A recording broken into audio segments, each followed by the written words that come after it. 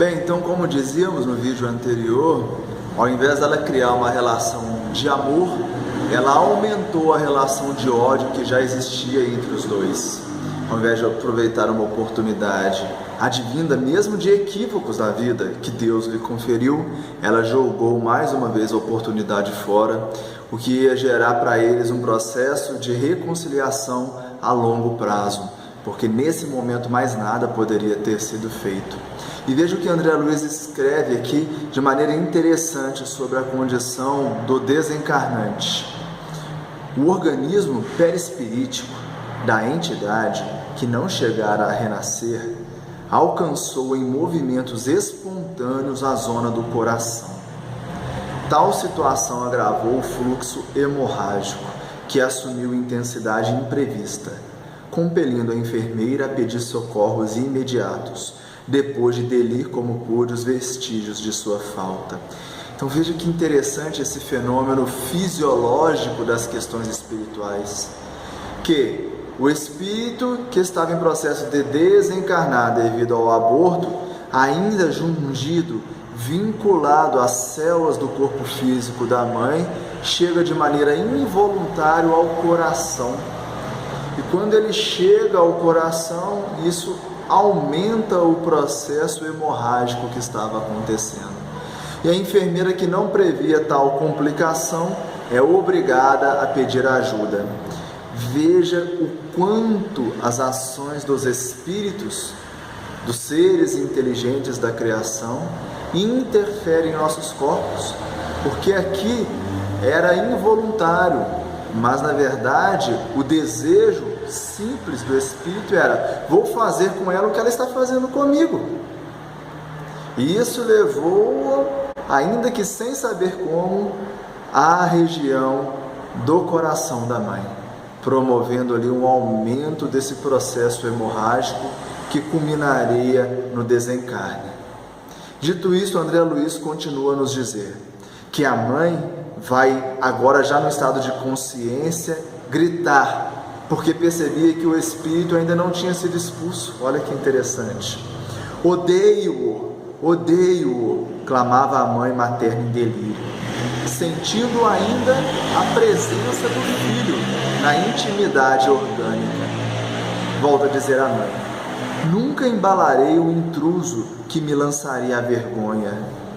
Ambos, mãe e filho, pareciam agora, por dizer, mais exatamente sintonizados na onda do ódio, porque a mente dele, exibindo estranha forma de apresentação aos meus olhos, respondia no auge da ira: vingar-me-ei, pagarás ceitil por ceitil, não te perdoarei. Então aqui eles eram praticamente um, porque estavam sintonizados psiquicamente na frequência do ódio, um odiando ao outro e o outro odiando ao um.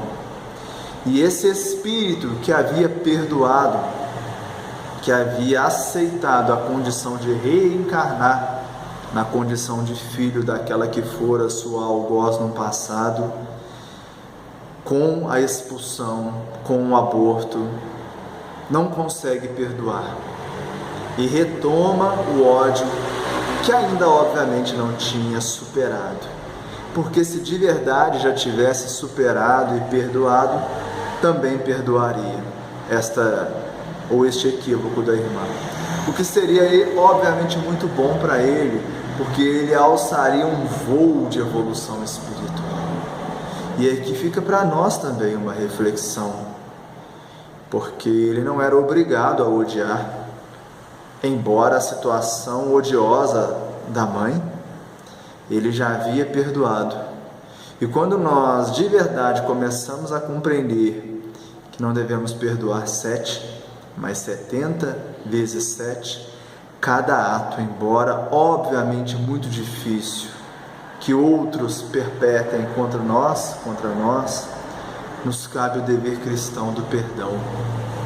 Porque se o espírito reencarnante na condição de filho perdoa, ele sim já teria cumprido a parte que lhe cabe, e poderia gozar de um núcleo familiar, porque haveria mérito nele, muito melhor numa próxima oportunidade.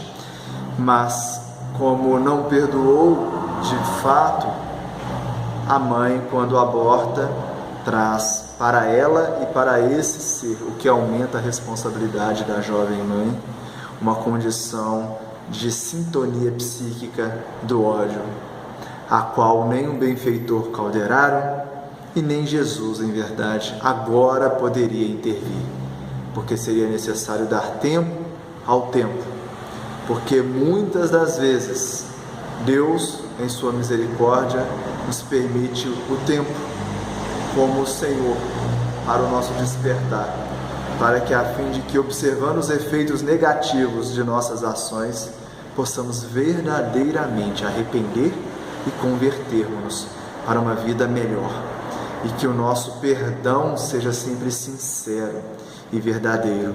Não que o do nosso irmão não tenha sido, mas ele estava em um processo de perdoar e não em um perdão já consumado.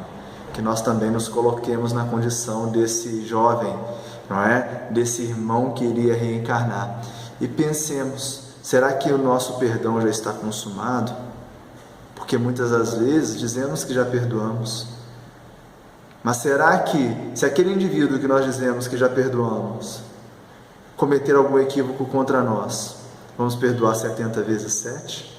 É algo a refletir junto a essa lição que André Luiz nos traz. Já já retornaremos para a continuidade do nosso estudo.